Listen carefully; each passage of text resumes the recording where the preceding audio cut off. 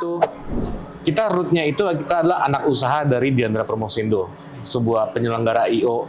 terbesar di Indonesia saat ini. Dan Diandra Promosindo kan juga bagian dari grup Kompas Gramedia ya. Semua jasa wisatanya kita yang kelola, termasuk yang tadi saya bilang.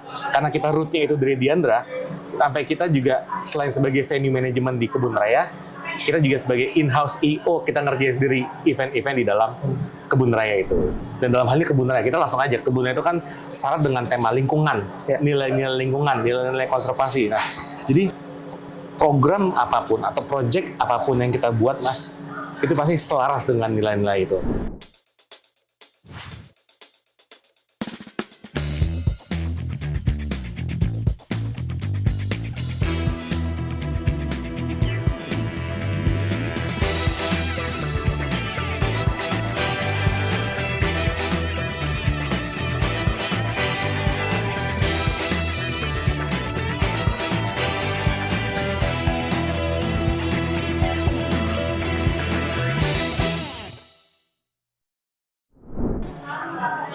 Hai Pro, perkenalkan saya Fahri Dinansyah. Kita sedang ada di episode Asik, ayo siapkan impian kamu. Sekarang Asik lagi ada di Kebun Raya Bogor nih untuk menginterview ya, atau kita ngobrol-ngobrol santai bareng sama Mas Marga Anggrianto. Betul ya Mas ya? Betul, Mas. Mas Marga Anggrianto adalah Managing Director dari PT Mitra Natura Raya atau yang lebih dikenal dengan Kebun Raya ID. Nah, Mas Marga, apa kabar nih? Baik, Mas. Apa kabar, Mas? Ya, udah berapa lama kerja di Kebun Raya ID ini? Oke, jadi kita di sini, termasuk saya bekerja di Kebun Raya ID semenjak perusahaan ini berdiri. Oh, Ya, jadi kalau boleh bercerita sedikit, latar belakangnya mungkin? Iya, Kebun Raya ID itu berdiri tahun sekitar akhir 2019, karena kita rootnya itu kita adalah anak usaha dari Diandra Promosindo, sebuah penyelenggara I.O. terbesar di Indonesia saat ini. Dan Diandra Promosindo kan juga bagian dari grup Kompas Gramedia ya. Ya. Nah, jadi kalau singkat cerita, kita itu pada tahun 2019 kemarin kita memenangkan tender pengelolaan pelayanan publik Kebun Raya. Nah, artinya bukan pelayanan publik aja, cuman seluruh kegiatan tourism, pariwisata yang ada di Kebun Raya itu kita kelola. Dan itu starting di 1 Januari 2020. Makanya perusahaan berdiri di 19, untuk persiapan kita Januari 2020, kita udah mulai mengelola Kebun Raya ini. Nah, Kebun Raya yang kita kelola itu ada 4, Mas. Ya, apa itu Mas? Kebun Raya Bogor, Kebun Raya Cibodas di Puncak, Kebun Raya Purwodadi, itu di Jawa Timur, dan Kebun Raya Bali. Jadi total ada 4 kebun raya yang kita kelola, yang dimana kebun raya itu sebenarnya adalah kebun raya milik pemerintah. Jadi ini kita mitranya pemerintah untuk mengelola tourism di kebun raya. Seperti itu, Mas. Oke, terima kasih Mas Marga. Ya. Kalau sebagai Managing Director nih, kalau boleh tahu mungkin tanggung jawabnya apa sih di Kebun Raya ID ini? Oke, jadi kan balik yang tadi saya bilang ya. Jadi Kebun Raya itu kan kita mengelola seluruh pelayanan publiknya. Ya. Jadi secara singkat saya bertanggung jawab terhadap seluruh operasional pariwisata di 4 kebun raya itu. Nah, Apa aja tuh operasionalnya? Nah, balik dulu. Kita kan kebun raya itu sebenarnya punya pemerintah, tapi sebenarnya ini bukan tempat wisata. Jadi kalau Mas tahu, sebenarnya kebun raya itu aslinya bukan tempat wisata, Mas. Oke. Bukan. Memang dirancang oleh Penelitian gitu pemerintah. Ya, ini tempat penelitian dan tempat konservasi tumbuhan-tumbuhan. Resminya seperti itu. Cuma memang dulu, tapi ini terkenal dengan tempat wisatanya. Orang kesini untuk berwisata gitu kan ya. Nah, akhirnya pada tahun 2019 itu kita ibaratnya mengajukan untuk mengelola, dan which is akhirnya dapat. Udah deh, seluruh fasilitas, seluruh jasa wisatanya kita yang kelola. Itu apa aja? Itu termasuk dari seluruh kayak seperti tiketing, kebersihan umum, jasa untuk penyewaan venue. Jadi kita di sini menganggap sebagai menyewa lapangan venue. Kalau misalnya ada kayak acara-acara gathering atau acara lainnya yang ya di kebun raya itu kita bisa sewa ke kita, atau pelayanan pengelolaan restoran, pengelolaan sewa fasilitas lainnya, itu kita yang kelola. Yang kita tidak masuk hanya penelitian aja, Mas. Tapi beneran semua jasa wisatanya kita yang kelola, termasuk yang tadi saya bilang. Karena kita rootnya itu dari Diandra, sampai kita juga selain sebagai venue manajemen di Kebun Raya, kita juga sebagai in-house EO, kita ngerjain sendiri event-event di dalam Kebun Raya itu. Oke, jadi income generation-nya dari banyak ini ya, banyak Dari hal banyak channel, sebenarnya. dari banyak channel ya. Jadi banyak channel. Jadi eksternal gitu ya, misalnya perusahaan-perusahaan atau IO lain mau sewa di Kebun Raya melalui Kebun Raya ID ini juga. Betul, melalui kami. Jadi yang seperti tadi saya bilang, kan Kebun Raya banyak lapangan gitu ya. Ya, Wah, kita mau sewa ini, mau bikin konser. Ya, jadi kita sebagai venue manajemen, ibarat IO datang ke kita sebagai venue manajemen untuk nyewa lahan sebagai konser, lapangan konser. Tapi pada saat bersamaan sebenarnya kita juga bisa melakukan konser sendiri, gitu aja. Jadi kita juga punya in-house IO, kita juga sebagai venue manajemen ya. nah kalau dilihat tuh ya ada seragamnya, terus ada beberapa plang juga, ada pengelolaannya bersama BRIN. Kalau BRIN itu berarti khusus buat penelitiannya aja. Betul. Jadi kami sebagai mitranya pemerintah dalam hal ini BRIN ya, Badan Riset dan Inovasi Nasional. Ya, itu adalah lembaga riset. Dan di sini adalah fasilitas riset. Tapi kita nggak akan ngomongin itu di sini. Kita ngomongin wisata. Kita kan MICE ya, MICE Tourism Event. Itu yang dipercayakan ke kita. Seluruh pelayanan publiknya dalam bentuk pariwisata udah dikelola oleh Kebun Raya Adi aja, gitu. Dan benar di banyak pohon ini kan banyak sekali pohon-pohon seperti ini, Mas ya. Iya, iya. Itu banyak informasi-informasi edukasi yang berguna buat masyarakat. Dan informasi edukasi itu dulunya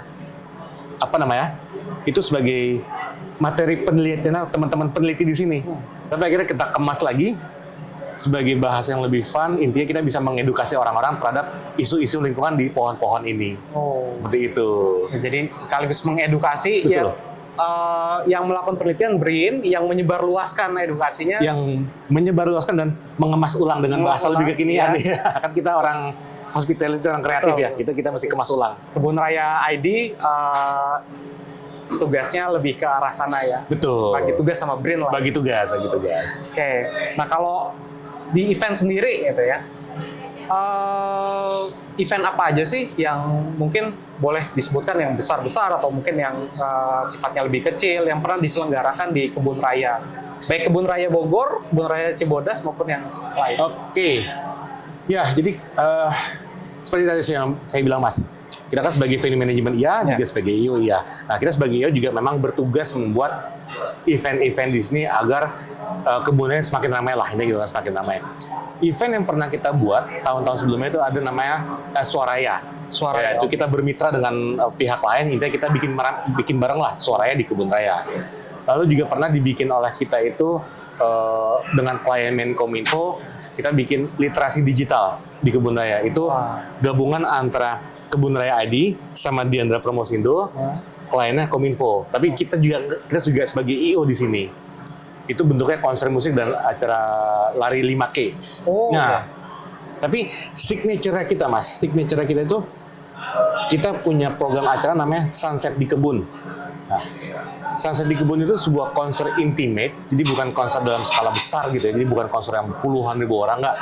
Memang dari awal didesain konser itu max 5.000 pengunjung. Dan nontonnya duduk. Dan mungkin bisa dilihat kan seperti ini, kita blok area, semua penonton nontonnya duduk gitu ya. Dan karena namanya Sunset di Kebun itu kita starting jam 12, selesai jam 6, tidak sampai malam. Oh, oke. Ya, jadi memang menikmati suasana kebun yang sore-sore, menuju sunset, itu menikmati di kebun.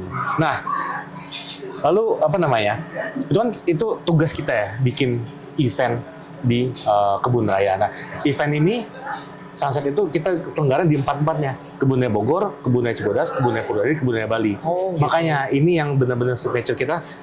Event Sunset di kebun ini udah bisa kita bawa ke 4 kebun. Muter muter dengan kita sendiri yang nyelenggarain. Setiap tahun ada tuh ya? Setiap tahun ada. Malah tahun ini tiap kebun setahun 2 kali. Di Bogor gitu. itu Sunset setahun 2 kali. Wow. Di Cibodas Sunset setahun 2 kali. Jadi pokoknya total ada 8 kali kita bikin 8 kali. Sunset di kebun tahun ini. Berarti banyak minatnya masyarakat. Banyak. Oke, menarik tuh ya. Tadi ada Sunset di Kebun. Iya. Teman-teman dari Multimedia Nusantara Politeknik, terutama mahasiswa eventnya, itu sering ya diajak magang atau diajak jadi penyelenggara lah ya, panitia di Sunset di Kebun dan beberapa event lainnya gitu ya. itu memang terbuka ya kesempatannya buat teman-teman buat jadi volunteer atau panitia. Terbuka sekali Mas, sangat-sangat terbuka. Jadi memang kita dalam hal menyelenggarakan event pasti kita butuh manpower yang cukup. Ya. Baik itu yang sifatnya entry level maupun yang ada sifatnya experience. Nah, dalam hal ini kita sebagai sesama grup Kompas Gramedia gitu ya, tentu saja kita pasti ngebuka kesempatan atau peluang yang sangat lebar, apalagi ke dalam bidang pendidikan. Pasti kan teman-teman yang mahasiswa yang lagi magang atau lagi tugas akhir di MMP pasti kan butuh rasanya experience nyemplung langsung di event. Nah, di sini di Sunset di Kebun itu peluang itu sangat terbuka Mas. Karena kami juga beberapa kali gitu ya saya ngobrol sama adik-adik mahasiswa-mahasiswi, mereka sangat excited sekali untuk semoga bisa bergabung di Sunset. Nah, itu sangat terbuka sekali. Itu guys. Iya, sambil belajar, sambil kerja, sambil menikmati Betul. intimate-nya. Betul. Nah, terkait dengan event gitu ya, pasti kan awalnya dirancang konseptualnya dan lain sebagainya gitu. Karena ini spesifik ya, venue-nya ada di Kebun Raya, gimana sih caranya Kebun Raya ID ini mengonsepkan atau merancang konsep event gitu ya, yang berkelanjutan dan terkait dengan lingkungan di setiap event yang diadakan di Kebun Raya? Jadi gini, kembali lagi ya, karena kan kita basicnya itu adalah IO, Diandra kan, Diandra IO, kebetulan karena kita mendapatkan hak pengelolaan Kebun Raya. Kita sebagai pelaksana industri pariwisata gitu ya, kita harus ngerti nilai-nilai apa yang ada di tempat kita bekerja. Dan dalam hal ini Kebun Raya, kita langsung aja, Kebun Raya itu kan syarat dengan tema lingkungan, nilai-nilai lingkungan, nilai-nilai konservasi. Nah, jadi program apapun atau project apapun yang kita buat Mas, itu pasti selaras dengan nilai-nilai itu, nilai-nilai Kebun Raya. Kembali lagi ke Sunset, contoh ya. Jadi selain Sunset itu kita bikin konser intimate, cuman kita juga bikin program di mana ada Plan Heroes. Maksudnya Plan Heroes itu adalah, jadi di Sunset itu kita mengkampanyekan sebuah tanaman, di mana kan para penonton Sunset itu kan rata-rata anak muda. Jadi ketika datang ke kebun dengan suasana enak, kita pingin mereka bukan hanya menikmati kebun, cuman juga kita menyampaikan pesan-pesan misi-misi Kebun Raya. Apa namanya? Ya, edukasi tanaman. Tapi kita kan sadar ya, kalau misalnya kita menyebarkan edukasi hayati atau edukasi lingkungan dengan cara yang agak kaku, mungkin akan nggak kena di generasi zaman sekarang. Ya, jadi kita kemasnya dibentuk konser, nonton artis favoritnya, di artis favorit tersebut juga lah yang juga akan mengkampanyekan nilai-nilai keanekaragaman hayati itu, tanaman ini gini loh, gini. Nah, itulah cara kita mencoba menyelaraskan konsep event yang sesuai dengan nilai Kebun Raya. Seperti itu Mas. Dan balik lagi mengenai ini keberlanjutan. Kita di setiap event Sunset atau setiap event sebenarnya ya, kita bikin semacam studi namanya Impact Report. Jadi apa sih dampaknya terhadap event terhadap Kebun Raya, dan itu biasanya lebih penekanannya bukan jumlah pengunjung, penekanan lebih ke volume sampah. Nah, jadi kita ingin di sini berkelanjutan sesuai dengan isu-isu lingkungan, dan jangan sampai kita membuat event itu yang tidak ada kontribusi bagi lingkungan. Seperti itu, Mas. Keren banget ya, berarti ini Kebun Raya nih bisa jadi leader nih di sustainability event organizer ya. Itu cita-cita kami, Mas. Cita-cita ke situ. Arahnya ke situ. Keren banget Mas Warga ya. 2 dekade terakhir, atau ya bukan beberapa saat terakhir lah, 2 dekade, itu industri event itu berkembangnya sangat pesat, Mas. Ya. Sangat-sangat pesat. Dan itu benar-benar menjadi skala industri. Pekerja di industri event, pekerja-pekerja itu relatif kebal. Kenapa? Karena ya benar kan ada teknologi, ada AI. Nah, pekerja event itu kan memang pekerja yang sifatnya teamwork, saling bertemu. Mungkin ia menggunakan teknologi untuk berkoordinasi. Cuma pasti ada kalanya itu bertemu.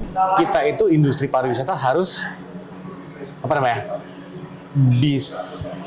tahu sedikit tentang banyak hal. Jadi bukan spesialis kan, kalau spesialis kan tahu banyak tentang sedikit hal. Ini kita tahu sedikit tentang banyak hal. Jadi ketika ada sesuatu yang sifatnya bisa kita settle di situ langsung.